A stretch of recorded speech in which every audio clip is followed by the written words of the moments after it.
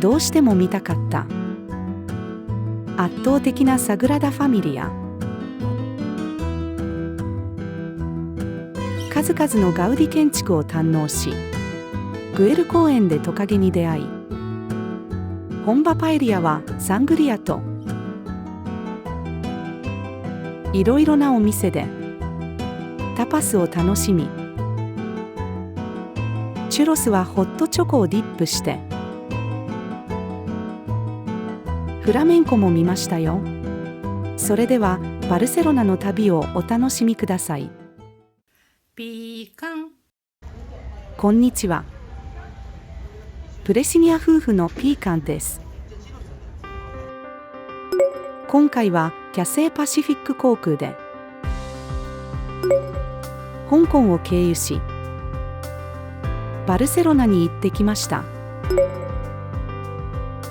途中、香港で5時間待ち、家を出てからほぼ24時間。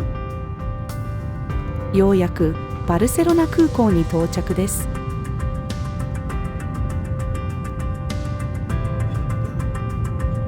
空港からバルセロナ市内のホテルまではタクシーに乗りました。バスもありますが、荷物が多く疲れていたのでタクシーにしてよかったです。空港のタクシー乗り場ですぐに乗れました。ホテルは4ポインツバイシェラトンバルセロナダイアゴナルです。お部屋はコンパクトながらとても使いやすく、とても清潔です。この窓の左奥にはサグラダ・ファミリアが見えました。立地が良くコスパの良いホテルです。3泊しました。さて、チェックインしましたが、お部屋の準備はまだでしたので、荷物だけ預け観光しましょう。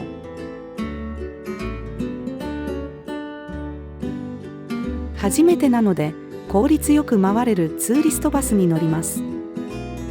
2階建てバスでこんな感じです。少し安いのでオンライン購入しました。もらった地図でルートを確認します。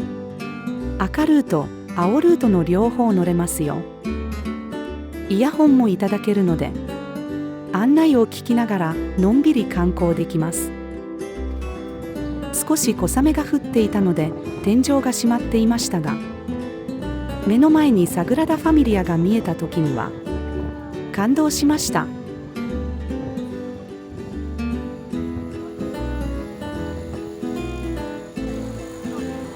2階から見ることができるのでさらに大きく見えますね。とりあえず降りてみました。中には明日入る予定ですが、まずは外回りを見学します。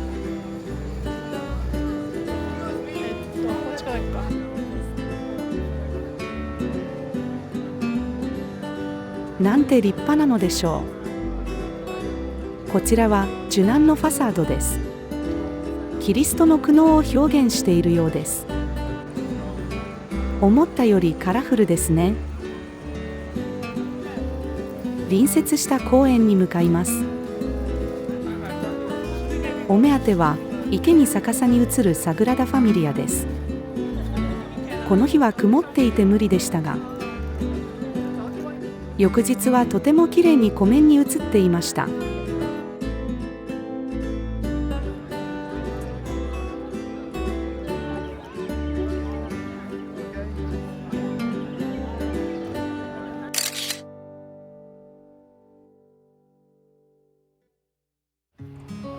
バスに乗ってカサバトリョに向かいます。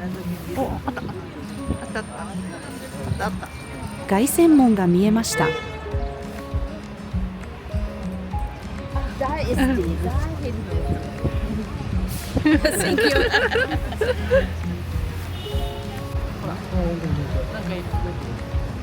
誰だろう、あの子。Un poco más adelante, stop number 2, Casa Batlló, correspondencia with blue line. You can find it just in front of us. We're gonna sit here for a couple of minutes. Thank you. さて、まずはランチです。エルメルカットに来ました。スペインの人のランチは14時頃が定番らしく、入店した13時はまだ空いていてゆっくりできました。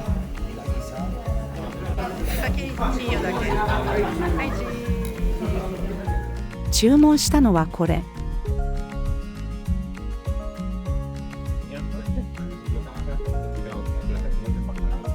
なんかちょっとスパイシーなポテトって書いてあったよ。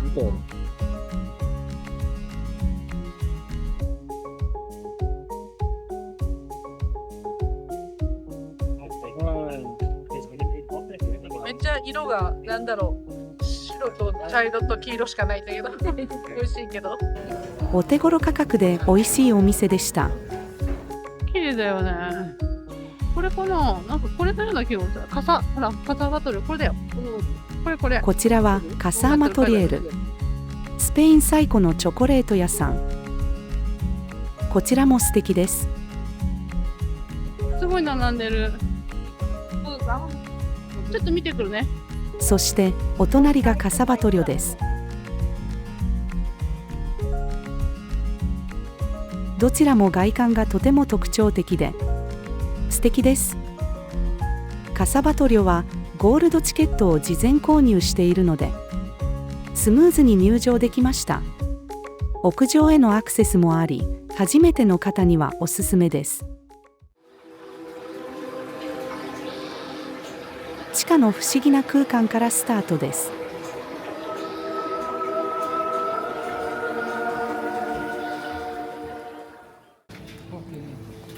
これなんかオーディオのやつがあるって。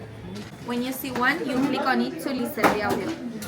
日本語用のオーディオタブレットを借ります。Okay. Okay, and it goes in order. So first one is this one upstairs. Okay, thank you. 中央の吹き抜けです。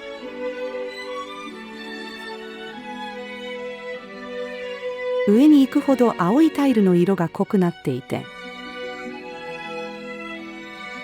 まるで海の中にいるような雰囲気です。壁は自然に馴染む曲線です。タブレットで見るといろいろな風景が見られました。メインフロア、バトリョ家の居住空間は豪華で、大きなステンドグラス窓から光が差し込み、壁や天井の曲線と合わさって非常に幻想的でした。建物ってこんなに自由な感じでいいんですね。天井の渦巻き模様も面白い。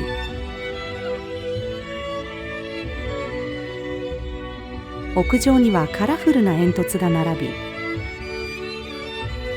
遊び心を感じられますね。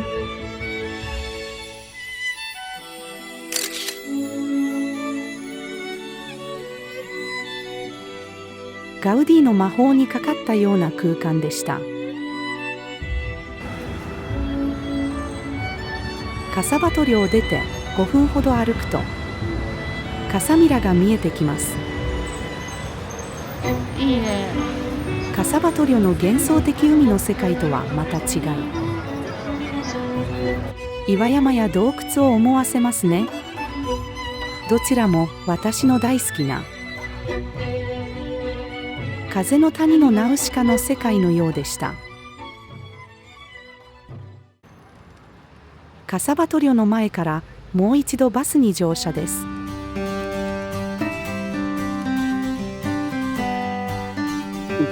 そうそうそう。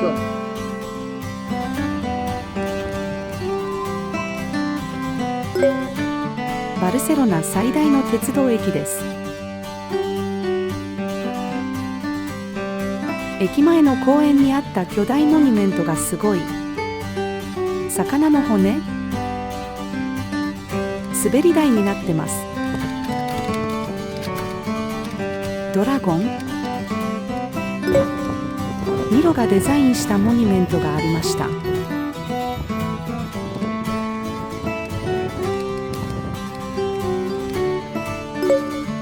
スペイン広場にある旧闘牛場を改装したモダンなショッピングモールです。そして広場中央の巨大噴水が見えます。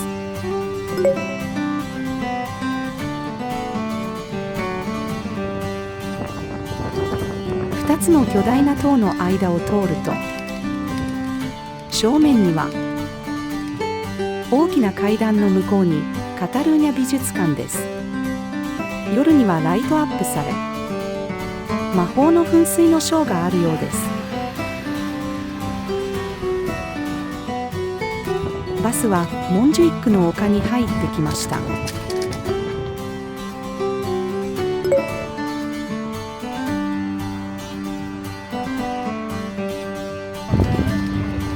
こちらは先ほどのカタルーニャ美術館ですね。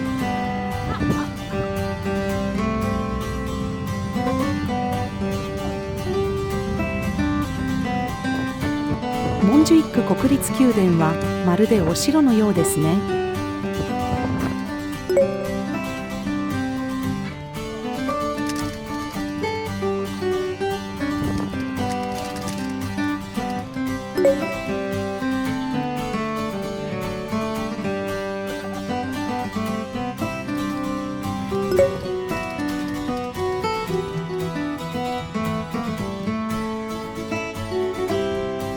丘の頂上までケーブルカーが通っています。バルセロナの爽快なパノラマを楽しめますよ。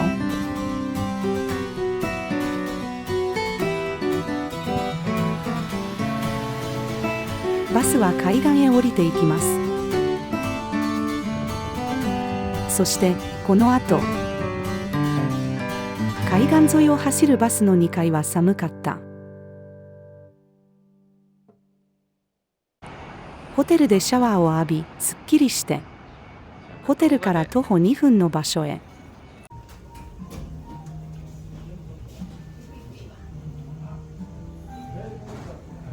はい、じゃあとりあえず。はい、お疲れ様。さっき言われたさ、そうなんだって。感覚つかめない。なんかちょっと分かりにくいけどすごく大きいんですこれ。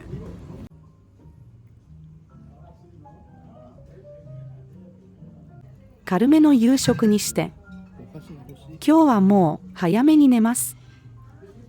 おやすみなさい。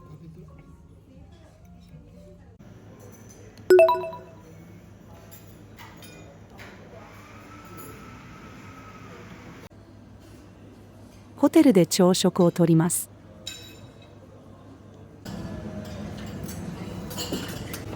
今日はたくさん歩く予定なのでしっかり食べます。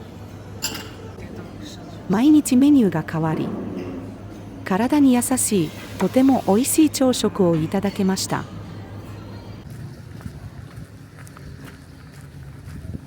サグラダ・ファミリアに向かって歩いています。ホテルの目の前からトラムに乗ることもできますが、天気もよく気持ちがいいので歩いていくことにしました。徒歩20分ほどです。あ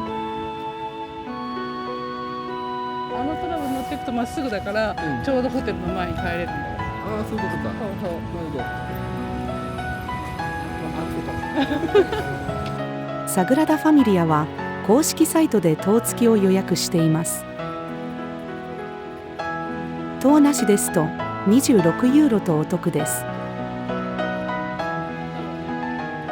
すがすがしい朝です。サグラダ・ファミリアに到着した時にも空も青く晴れ渡って、昨日とは違い綺麗な巡行です。やはり午前中に来るのがいいですね。さあもう一度どうぞ。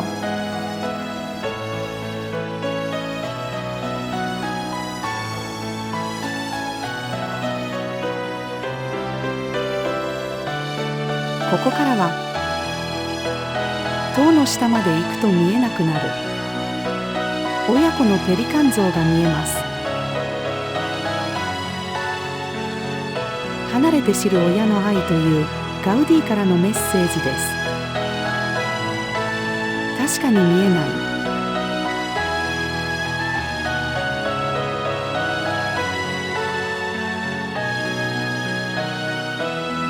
ガウディが存命中に唯一手掛けた生誕のファサードです。キリストの誕生がテーマです。柱の下に亀の像があります。亀の口から水が出てくる雨どいの役割があるそうです。穴開いてるよ。こっちが陸亀。亀は万年変化しない不変のシンボルです。すごいな。これがウミガメ。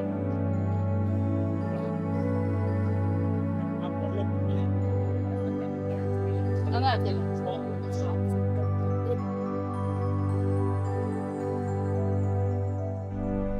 精緻な彫刻が本当に素晴らしいです。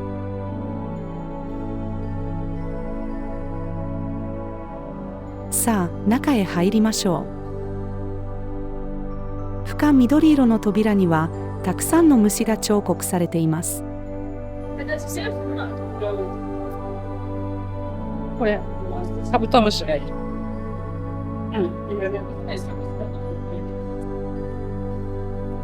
すごいね。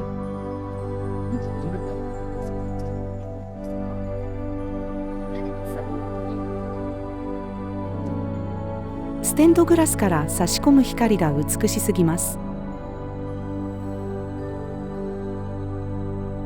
自然光とは思えない美しさです。まるで大きな木が天に向かって伸びているようです。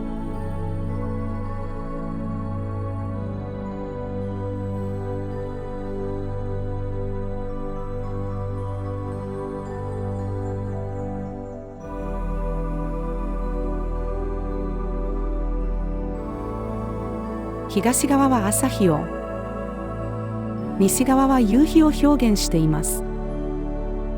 アプリで説明を聞きながら回ることができます。教会内部の美しさに、椅子に座ってずっと見惚れていました。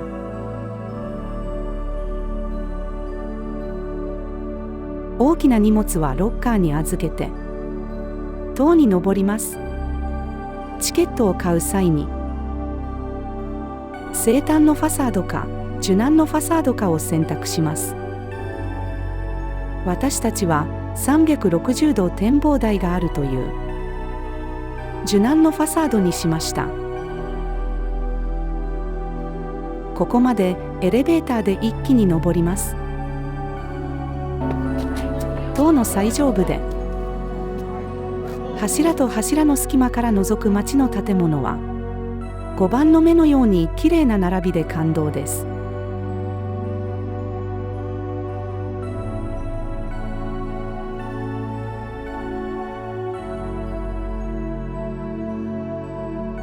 上を見上げると、まだ保護用の白いラッピングが巻かれているイエスの塔の十字架が目の前に。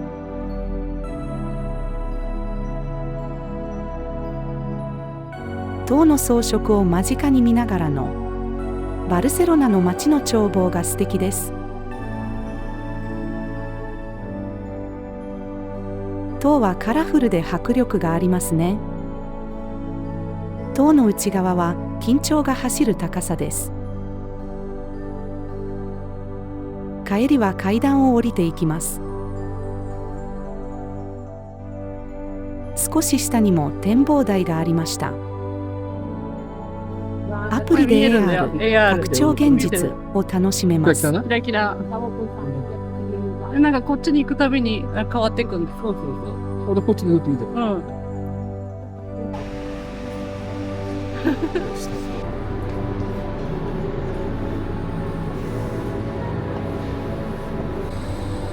途中の隙間から見られる装飾がかわいい。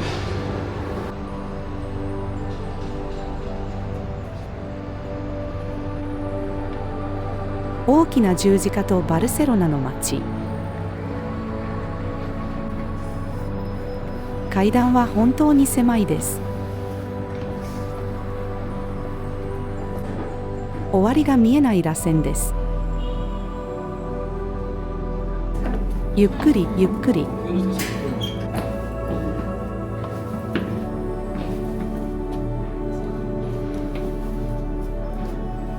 時間がある方はぜひ塔に登ってみてください。ここは栄光のファサードです。将来的にはメインの正面入り口になるようです。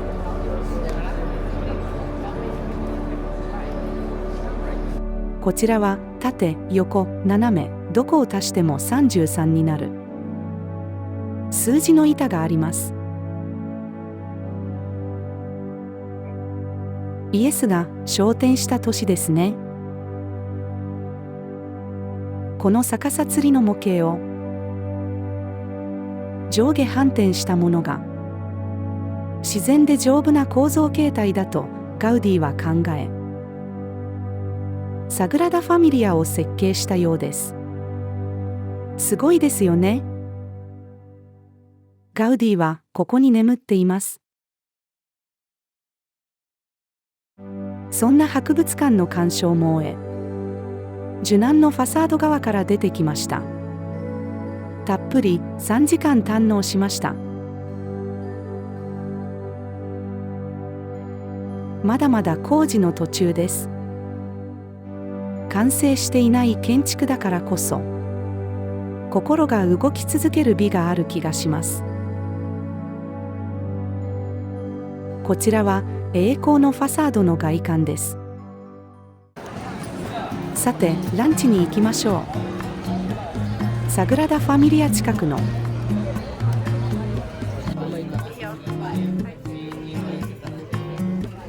マドレータバーナモダナに来ました。予約なしでの訪問でしたが、運よく席を用意してもらえました。軽めの食事にしましたが、店員さんも優しく美味しかったです。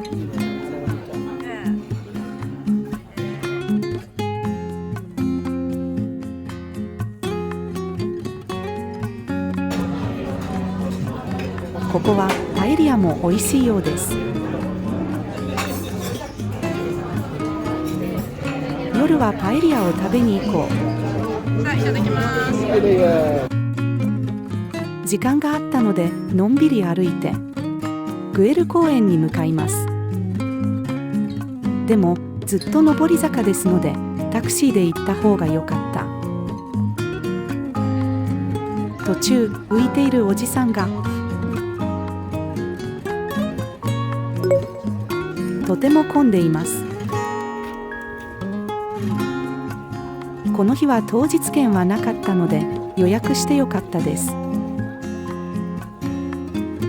大階段の中央には有名なトカゲさんがいます。奥が工事中でした。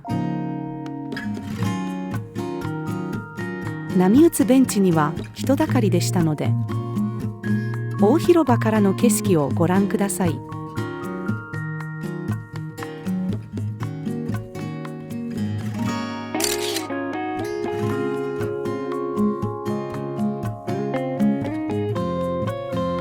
広場下の列中空間は森のようです。建築物も岩や木、生き物のようにデザインされています。グエル公園はとても広いです。恐竜の尻尾のようです。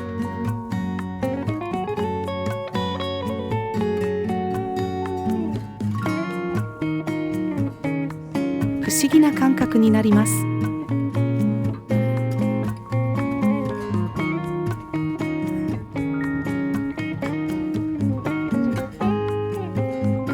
高台からはバルセロナを一望できます。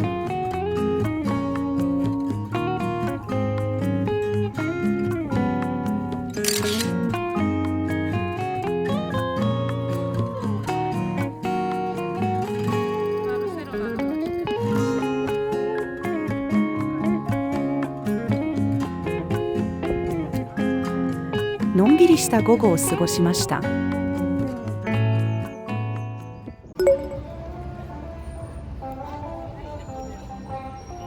赤いレンガ造りが美しいバルセロナ凱旋門に来ています。さすがに疲れたのでバスに乗ってきました。私たちはTファミリアを購入。2人で4回乗れれば十分です。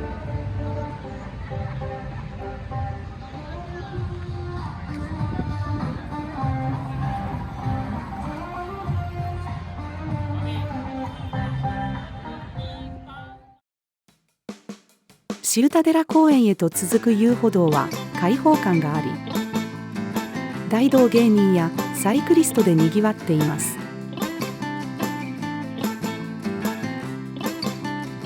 旅の疲れを癒してくれるリラックスできる場所でした。ゴシック地区まで歩いてきました。ヨーロッパらしい街並みがいいですね。路地の空気感も魅力的です。レイアル広場にあるこの街灯、ガウディが若い頃にデザインした街灯なんです。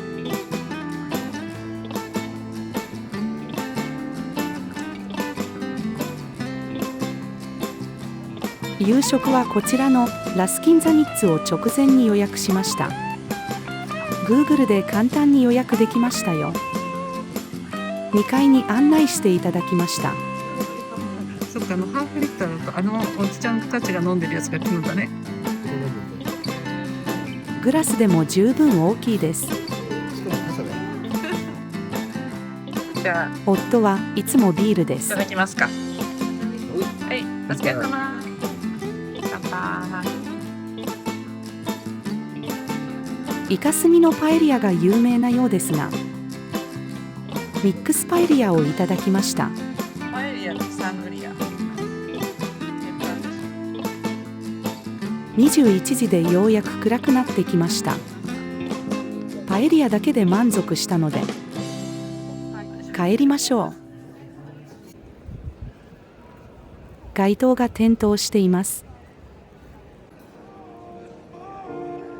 広場は夜になるとにぎわいを見せ、幻想的な雰囲気を作り出していました。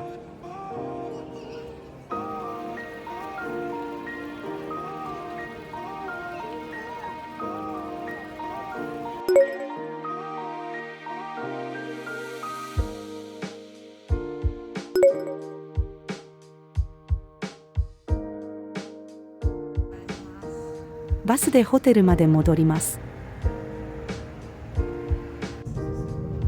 一日遊び疲れました。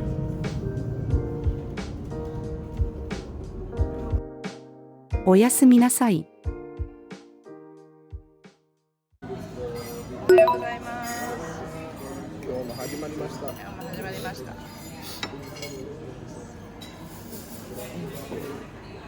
あ食べましょう。今日はのんびり過ごそうと思います。街の中心カタルーニャ広場からスタートです。観光や交通の拠点になっています。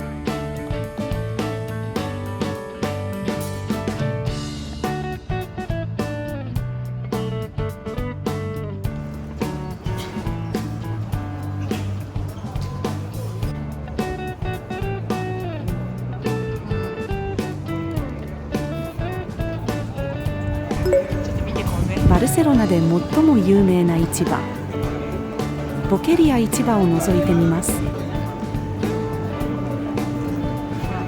早速生ハムの有名店があります。ポテトチップス、すりに注意して回ります。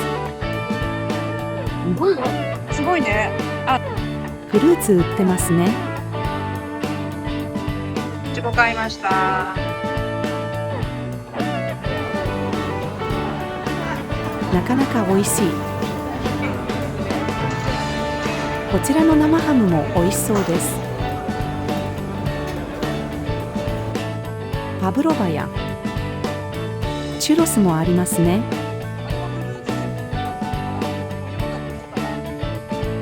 堪能しました。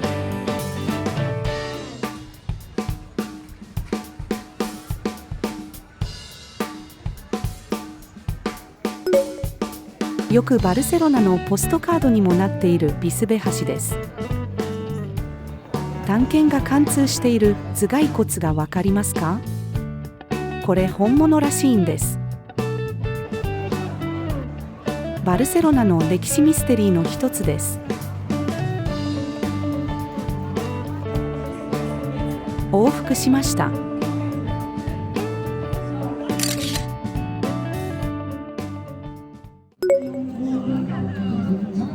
ゴシック様式の素晴らしい大聖堂です。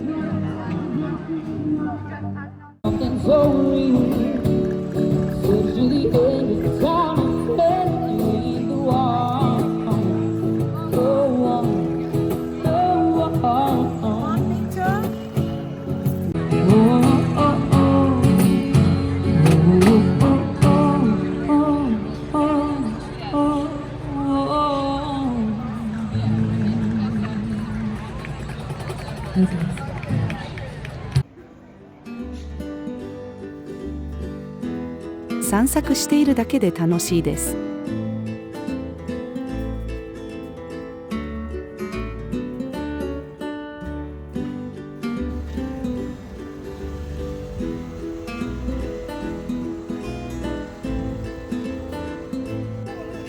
チュロスが食べたい。ここおいしいかな？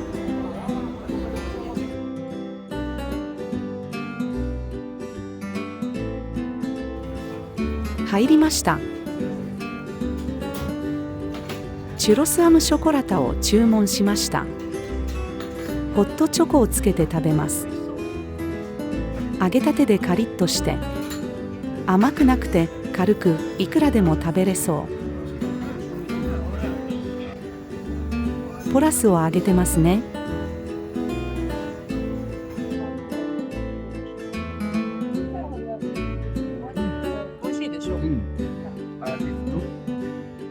ごちそうさまでした。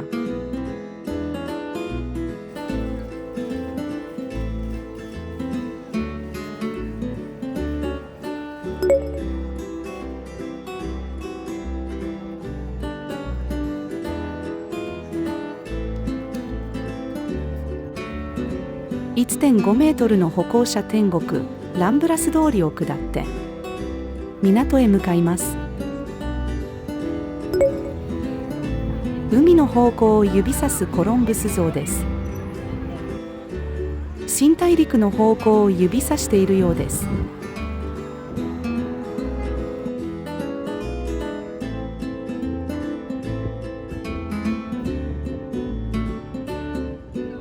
海の上の遊歩道は近代的です。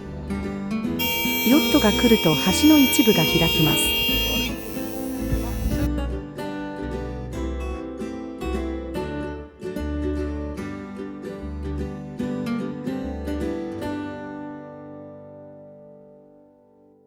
面白いものを見ることができました。さあ、フラメンコを見に行きましょう。今回予約したのはランブラス通りにあるタブラオフラメンココルドベスです。タパスがついたフラメンコショーを観覧します。ディナー60分、ショー70分になります。ワンドリンク付きです。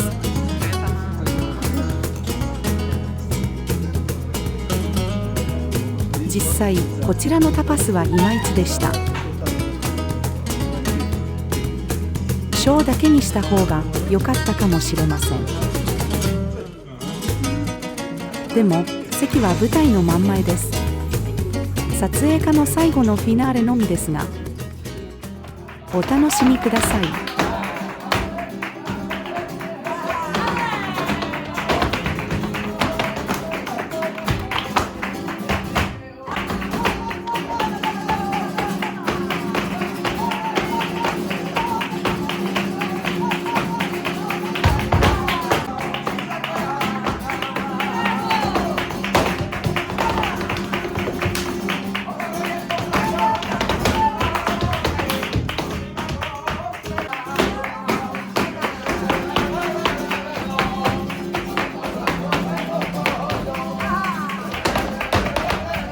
レベルの高いとても楽しいショーでした。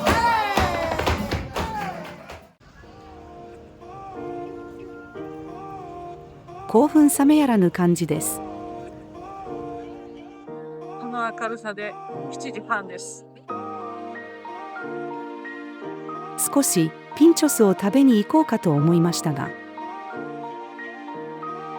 お腹も空いていないし、ホテルに戻ることにしました。